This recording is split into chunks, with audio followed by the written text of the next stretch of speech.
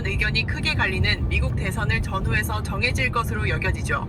러시아와 마찬가지로 북한의 핵실험 역시 무력을 과시하는 동시에 미국의 한반도 비핵화가 실패했다는 선언을 겸할 것으로 보입니다. 상황이 이렇게 되면 미국이 이를 악물고 북한을 비핵화시키려고 했던 정책도 폐기해야 할 것이고 주변 상황도 많이 달라지게 될 텐데요. 그 무엇보다 한국에 대한 방위 정책이 최우선으로 고려되어야 한다고 전문가들은 말하고 있습니다. 러시아와 북한의 핵 위협이 동시에 커지는 상황에서 태평양 방면에서 그 위협을 가장 먼저 마주하는 것은 어쩔 수 없이 한국이 되기 때문입니다. 그럼에도 불구하고 미국은 여전히 한국의 핵무장을 허용하는 것을 망설이고 있습니다. 최근 새롭게 주한미군 사령관직 후보가 된 제이비어 브런슨은 임명 전 인사청문회에서 이러한 미국 정부의 입장을 재확인시켜주는 발언을 했습니다. 한국 내에서 자체 핵무장론이 번져가는 것에 대한 질문을 받자 확장 억제가 더 중요하다는 취지의 답변을 한 것이죠. 브런슨 후보자는 지금 주한미군이 해야 할 일은 한국 파트너들에게 다가가 우리가 보고 있는 것을 설명하고 더 고위급 차원의 논의를 하는 것이라고 말했는데요. 이어 한국의 파트너들에게 우리가 한국에 있으며 한국이 미국의 해구산 아래에 있음을 확신시키는 것이 바로 그 일의 시작점이라고 덧붙였습니다. 한국 내부의 핵무장 논의 자체가 일어나지 않도록 하겠다는 것인데요. 이 소식을 접한 국내의 분위기는 당연히 안 좋습니다. 미국은 이 청문회에서 뿐만 아니라도 계속해서 한국 내의 핵무장 논의를 억제하려고 애를 쓰고 있습니다. 미국은 한 차례 지난 70년 동안 한국과는 동맹이지 않았느냐며 감정에 호소하기도 했는데 한국에선 이에 대해 매우 차가운 반응을 했던 적이 있었습니다. 70년간의 동맹관계가 추후 70년의 동맹관계까지 보장하진 않는다는 것입니다. 미국도 어차피 그들의 국익이 있으니까 한국의 국방력을 투자했던 것입니다. 마찬가지로 한국도 여태까지는 미국의 투자가 국익이 되었지만 앞으로도 그러리란 법은 없다고 말하는 것입니다. 그 당시 한국은 미국과의 동맹이 한국을 옥죄기만 할 뿐 얻는 것이 없다면 유지할 의리도 없으니 제대로 된 보상을 더 내놓던지 아니면 동맹관계를 재고하겠다고 당당히 말했습니다. 과거 프랑스가 핵 개발을 단행하면서 남겼던 말이 있죠. 미국은 파리를 지키기 위해서 뉴욕을 희생할 수 있겠는가 하는 말입니다.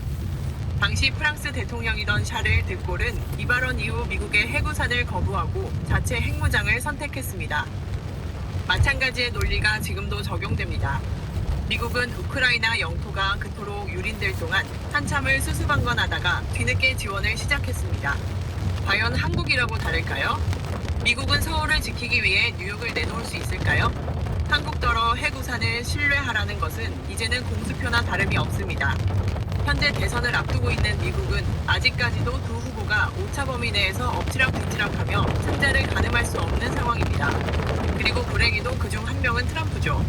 트럼프는 본인이 대통령직을 수행할 동안 한국이 미국을 심각할 정도로 이용하고 있으며 여기저기서 미국을 벗겨먹고 있다고 발언한 적이 있었습니다.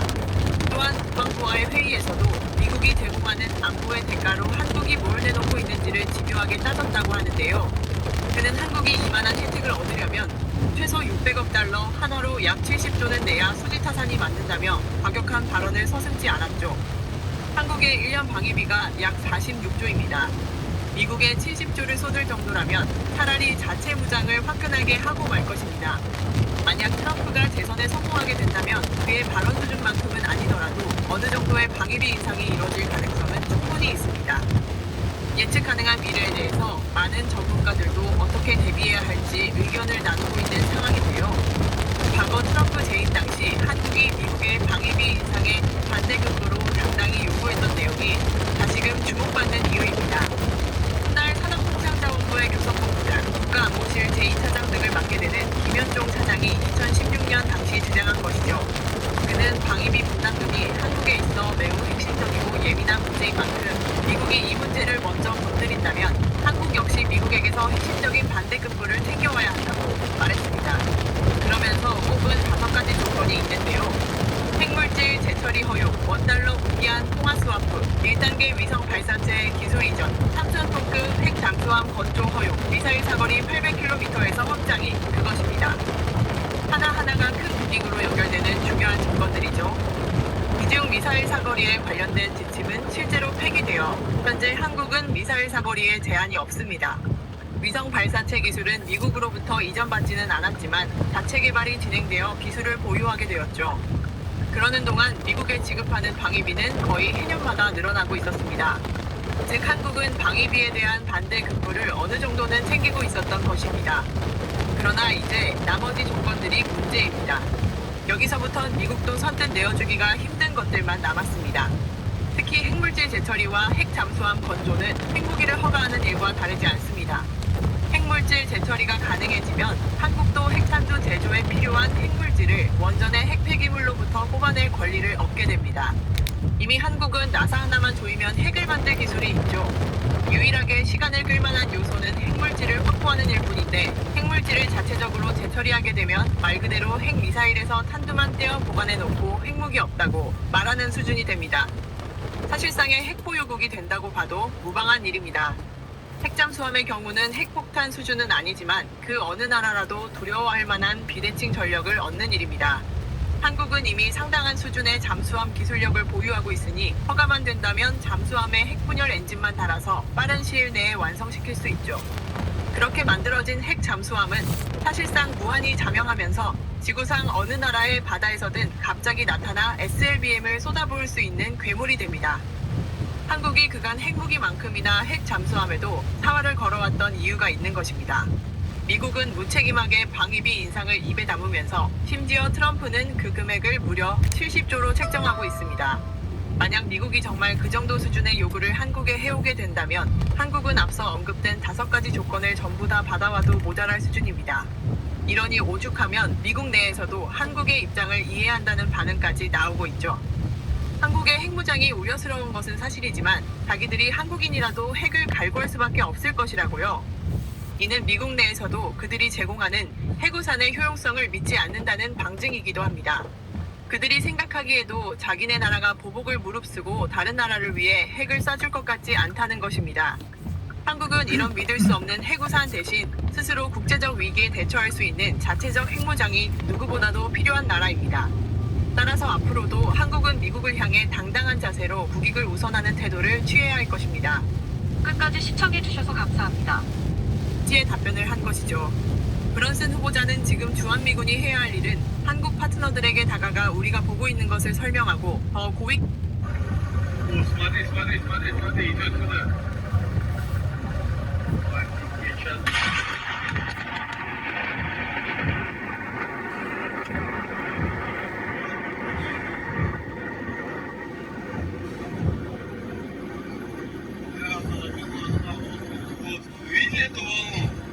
현재 중국에서 지금까지의 흐름과는 다소 상이하게 한국과의 좋은 관계를 언급하고 나섰습니다.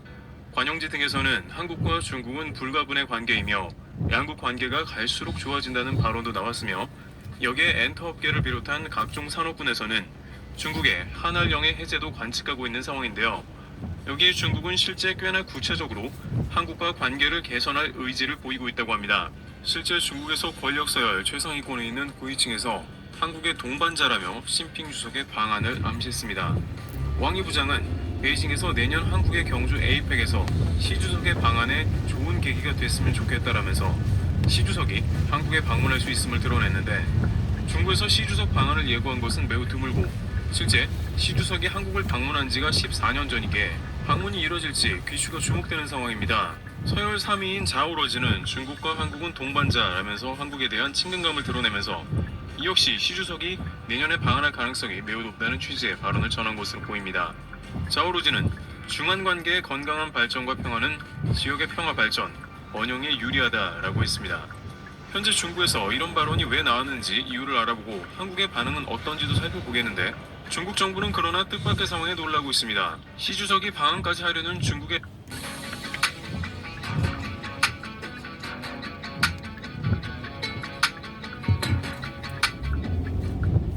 네, 우리 이라크의 천공투 수출이 결정이 됐죠.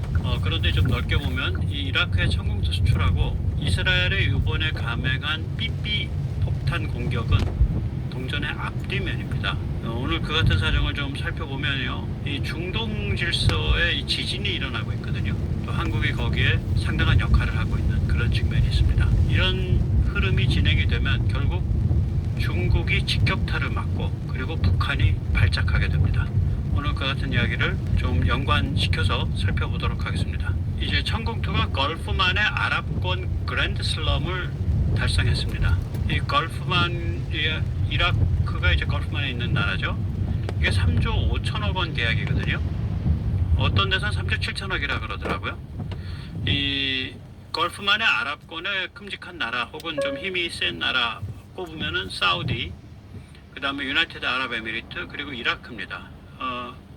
이란은 아랍권이 아니죠. 그건 페르시아죠. 그래서 사우디가 우리가 올해 초 2024년이고 유나이티드 아랍에미리트가 2022년이었고 이라크가 2024년입니다. 그러니까 결국은 이 좀 과장해서 말하면 걸프만이라는 데가 걸프 오브 페르시아, 거기가 세계 석유 수급 질서의 아주 핵심이죠. 거기가 석유 젖줄이죠. 예. 거기 유지에, 그 질서 유지에 우리가 결정적인 역할을 한다. 이 미사일 방어라는 게 이게 보통 시스템이 아닌데, 네, 그래서 생각을 좀 해볼 수가 있습니다. 네, 이것이 그런데 화요일 날과 수요일 날에 있었던 그 삐삐 폭탄, 그리고 수요일 날에 있었던 이제 그 워키토키 폭탄, 이 이스라엘의 삐삐 폭탄, 워키토키 폭탄 공격과 이게 맞물려 있어요. 아시다시피 이제 그 헤즈볼라가 원래 이스라엘이 감청을 워낙 잘하니까 핸드폰 해킹도 잘하고 그걸 피해 본답시고 삐삐를 공동 구매를 한 거예요. 헤즈볼라 공동 구매. 그런데 이제 그 이스라엘의 정보기관들이 작업을 해서 이제 그 공동 구매 공급자로 등장을 한 거죠. 그래서 삐삐 안에 추정컨대는 배터리가 2개가 들어가는데 하나만 배터리로 넣고 다른 하나는 폭약으로 해서 집어넣었을 것이다 라고 추정이 되고요. 그래서 이제 삐삐가 한 3,000개가 한꺼번에 터진 거죠. 화요일날 오후 3시, 그 현지 시간으로 3시 반에. 그래서 뭐 한 12명 죽고 바로 한 3,000명 부상했는데, 또 죽은 사람을 가지고 또 이제 그 장례식도 해야 되고 해서 모였는데, 거기서 또 이제 일본제 상표를 붙인, 물론 가짜 상표죠, 워키토키가 터져버린 거예요. 연달아 이틀 당한 거죠. 뭐 이게 이제 일종의 테러인데, 테러 부대에 대해서 테러를 한 건 이건 뭐냐, 이거 좀 헷갈리는 거죠. 테러 부대에 대해서 테러 공격을 했다, 헷갈리는 일입니다. 저는 별로 그렇게 말하자면은 저 무슨 그 도덕적인 그런 죄책감 같은 거를 느끼지 않습니다. 예. 이것은 이스라엘 모사드와 이스라엘 정보부대 8200 정보부대의 공동 작품으로 여겨집니다. 이 8200 정보부대라는 게 이게 무서운 부대인데요. 세계에서 그러니까 전자제품과 핸드폰 감청 및 해킹을 가장 잘 하는 데입니다. 자동차도 해킹 잘해서요. 이 자동차를 하이제킹을 해버립니다. 그러니까 진행 중인 자동차를 뭐 물론 모든 차를 그렇게 하는 건 아닌데 일정한 기계 장치를 하고 바깥에서 소프트웨어로 차를 그냥 조절해 버리는. 그래서 지금 보면은 그렇죠. 지금 저 하이제킹한 차예요. 달리잖아요. 그러니까 이런 종류의 그 일에 있어서 해킹하고, 그러니까 인터넷 해킹하고, 그 다음에 기기 해킹하고, 자동차도 해킹하고, 뭐 이런 거에 굉장히 능한 부대, 세계에서 제일 능한 부대가 이게 8200 정보부대라고 합니다. 그래서 이 둘의 공동 작품이다, 이렇게 이제 그 외신들은 전하고 있습니다. 그렇게 추정된다. 뭐 이스라엘이 뭐 우리가 했다, 뭐 안 했다 이런 얘기를 안 하니까 누구도 장담은 못 하는 거죠. 그래서 이거는 이제 일종의 이제 헤즈볼라가 도관에 쥐가 된 건데요. 이게 오늘 이제 그 언론에 좀 보도가 되긴 하더라고요. 이게 헤즈볼라가 이제 그 핵심들이 신원이 감춰져 있는 경우가 많을 겁니다. 일종의 이제 게릴라 조직처럼, 그러니까 음성으로 지하화돼 있을 거예요, 핵심이. 그런데 그 공동구매한 페이저, 그러니까 그 삐삐를 받을 정도면 그래도 좀 뭐 그 조직 안에서 핵심적인 역할을 하는 사람들이겠죠. 그런 사람들이 엉덩이 살집이 뭐 한 움큼 날아갔다든지, 뭐 고막이 터졌다든지, 얼굴에 가죽이 벗겨졌다든지, 뭐 손가락에 2-3개 날아갔다든지, 뭐 이런 상태로 병원에다 갔을 거 아니에요. 그러면 이 레바논의 이 모사드가 쫙 깔려 있는데 모사드 그 정보원들이 누가 입원했다. 그리고 그 사람 가족은 어떻게 되고 그 사람이 누구랑 통화했고 그 다음에 누가 찾아왔고 이게 지금 정보가 어마무시하게 수집되고 있을 거예요. 그러니까 이거를 그 공격한 게 문제가 아니라 공격을 한 다음에 지금 벌어지고 있는 이 아사리판을 계속 추적을 하면서 말하자면 헤즈볼라 간부들의 족보를 다 털고 있는 거라고요. 그렇게 대혼란이 일어나겠죠, 상대방은. 그러니까 오늘 같은 경우에 이스라엘 폭격기가 그냥 그러니까 현지 시간으로 이제 어저께 밤이 되겠죠. 폭격기가 계속해서 폭격했다는 거 아니에요, 헤즈볼라 근거지들을. 그리고 이제 폭격하고 돌아가면서 또 몇 대는 그 레바논 수도 베이루트 상공에 가서 일부러 초음속 그 비행을 초음속 그 돌파 비행을 해서 공중에서 빵빵 하고 그 소닉 붐, 그러니까 음속을 깨뜨릴 때 생기는 그 충격파 그 일부러 발생시키고 일종의 심리전이죠. 손을 단단히 보고 있는 겁니다. 그럼 이거는 뭐냐 결국은 그걸 좀 살펴보기 전에 먼저 세뇌 탈출 자구들이 부탁 말씀 좀 올립니다. 아시다시피 세뇌 탈출은 광고가 잘 붙지 않습니다. 붙더라도 천천히 붙는 경향이 있습니다. 도와주시면 보다 좋은 컨텐츠로 찾아뵙는데 커다란 도움이 되겠습니다. 감사합니다.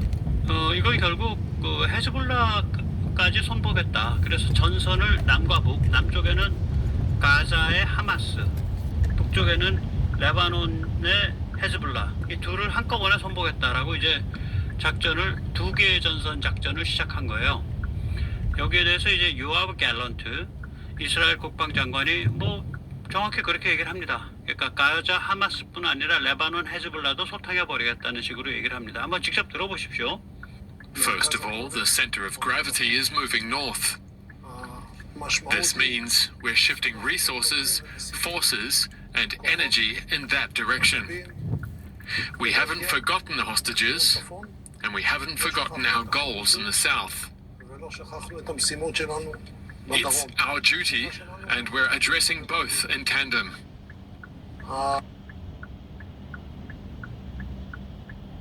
This action involves all agencies, with a clear and simple goal: to return the residents of the northern communities to their homes safely. 네, 그 10월 7일 이제 하마스 테러 이후에 가자 작전이 시작된 이후로 이스라엘 북쪽의 그 레바논 쪽 국경 지역에서 이제 그 헤즈볼라가 계속 도발을 해서 아마 수만 명 정도 될 거예요. 수만 명, 다섯 자리 숫자. 그 정도의 이스라엘 그 주민들이 국경 지역의 주민들이 집을 버리고 이쪽 그 피난을 와 있다고요, 안쪽으로. 그러니까 이제 명분은 이 사람들이 안전하게 집에 돌아갈 수 있도록 하겠다는데 이건 명분이고 그 정도 작전이 아니죠. 이거 이렇게 족보를 털면 이거 족보가 이제 다 털린 거예요. 그냥 막 가는 말로 헤즈볼라 간부가 누구누구다를 알고 있으면은 레바논 정도는 이스라엘 모사드 요원이 제 집처럼 드나드는 데거든요. 간부 납치해서 고문해가지고 조직 알아내서 그 납치한 사람은 또 죽이고 알아낸 조직 가지고 또 바닥 더 파고 그럴 수 있는 그러니까 공격 대상이 3-4천 명이 파악된 거 아니에요. 헤즈볼라 조직이 이게 붕괴하는 거라고요. 그러니까 공안 작전을 할 수 있게 된다고요. 이거 군사 작전이 아니라 공안 작전이 돼버린 거예요. 3-4천 명짜리 지하 혁명 게릴라 조직을 공안 작전해서 소탕할 수 있게 된 거예요. 이게 그거 해버리겠다는 거예요. 군사와 공안 두 개를 다 써서. 그러니까 모든 부처가 다 관계하겠다는 게 그 소리라고요 지금. 그래서 아마 이번에 헤즈볼라 금이 많이 갈 겁니다. 네, 금이 많이 갈 거예요. 그러면 이렇게 되면서 이제 중동 질서 급변 상호작용 구조가 이게 자리를 잡은 건데, 이 2020년에 씨앗이 만들어집니다. 이라크가 시아파가 다수예요. 근데 이라크 시아파는 아랍인들이죠. 이라크는 아랍어를 쓰니까. 아랍은 이제 언어에 의한 규정이잖아요. 반면에 이란 시아파는 페르시란 말이에요. 언어를 페르시아어로 쓰니까. 같은 시아파지만 언어가 다른 거예요. 그런데 오바마 때 ISIS가 무섭다. ISIR, 그러니까 이슬람 스테이트, 이라크 앤드 레반트, 그게 무섭다고 해서 이란한테 오바마가 야 너희들이 ISIR 좀 잡아줘. 그러면서 이란 세력이 이라크에 침투하도록 오바마가 끌어들였단 말이에요. 그러면서 이라크가 시아파가 중심이 돼가지고 이라크가 이란의 위성국가처럼 됐어요. 오바마 때. 오바마의 실책 중에 하나죠. 근데 그때 뭐 현금을 파레트에 비닐로 싸가지고 준 것만 해도 수억 달러인데 아이고 그거는 한 파레트만 좀 주지. 그래서 그런데 2020년쯤이 되면 이라크 시아파가 자주성이 강화돼요. 우린 이라크야. 우린 이란과 달라. 그러면서 이 이라크 시아와 이란이 사이가 벌어져요. 그게 나타난 게 2020년 1월 달에 있었던 카심 솔레이마니 참살입니다. 솔레이마니는 이란의 이슬람 혁명을 아랍권에 수출하는 총대장입니다. 솔레이마니는 이란 혁명 수비대의 그 특수한 부대, 쿠즈 부대 사령관이죠. 그게 혁명 수출 공작 부대거든요. 돈도 많이 쓰는 데고. 솔레이마니가 이라크 안에 바그다드에 들어와서 활동을 했다고요. 그런데 대로변에서 참살됐어요. 그럼 누군가가 솔레이마니 정보를 팔아먹었을 거 아니야. 미국한테. 누가 팔아먹겠어요? 10중 8구 이라크 시아파가 팔아먹었죠. 솔레이마니가 참 많이 접촉해왔던. 그리고 2020년 말에 아브라함 협약이 맺어지죠. 그러니까 이스라엘, 요르단, 유나이티드 아랍에미리트, 에집트 이렇게 맺었을 겁니다. 그때 바레인인가? 예, 그렇게 맺었죠. 아브라함 협약이 맺어져요. 그러니까 아랍권과 이스라엘이 서로를 인정하고 그 다음에 서로 교류를 확대하고 파트너십을 맺는 것에 대한 그 테이프 커팅이 있었어요. 2020년에. 그 굉장히 위대한 씨앗입니다. 이게. 그러고 나서 이제 한 1년쯤 지난 다음에 2020년 말이니까 아브라함 협약이 그로부터 한 14개월쯤 지나서 2022년 2월 달에 푸틴이 우크라 침공을 했잖아요. 우크라 전쟁은 푸틴의 전략적 실패입니다. 우선 첫째, 푸틴이 원한 대로 그렇게 우크라를 빨리 접수를 못했고 우크라 사람들을 단단히 독이 올라가지고 반러로 만들어줬고 그 다음에 러시아 경제는 폭망했고 요번에 또 뭐 18만 명인가 동원한다 그래서 이제 러시아 안에서 원성도 많고 나토는 심지어 이때까지 쭉 중립을 유지해왔던 핀란드와 스웨덴까지 나토에 가입을 해서 심지어 발티케가 나토 내해가 돼버렸고 그 다음에 이 푸틴을 지원한다고 중국의 옆구리에 붙었다가 중국이 유럽으로부터 배척을 당하게 됐고 유럽의 반중 노선이 아주 지배적이 됐고 뭐 이런 여러 가지로 보면 푸틴은 이거 뭐 한 5번 실패한 거예요. 그러니까 실패가 겹겹이 실패라고요. 그래서 푸틴의 우크라 침공 및 이 전략적 실패가 일어나니까 그 중동 질서가 급변하게 돼요. 그래서 이게 이제 이런 그 중동 질서 급변 상호작용 구조가 자리를 잡은 건데 이걸 조금 좀 설명을 해보면 이게 한 4가지 정도가 이제 서로 상호작용하는 거거든요. 하나는 중동에 대한 러시아 영향력이 급감한 거고요. 다른 하나는 아브라함 프레임워크가 급진화했죠. 그래서 먼저 번에는 사우디는 전면에 안 나섰었어요. 2020년에는. 그런데 지금은 사우디가 전면에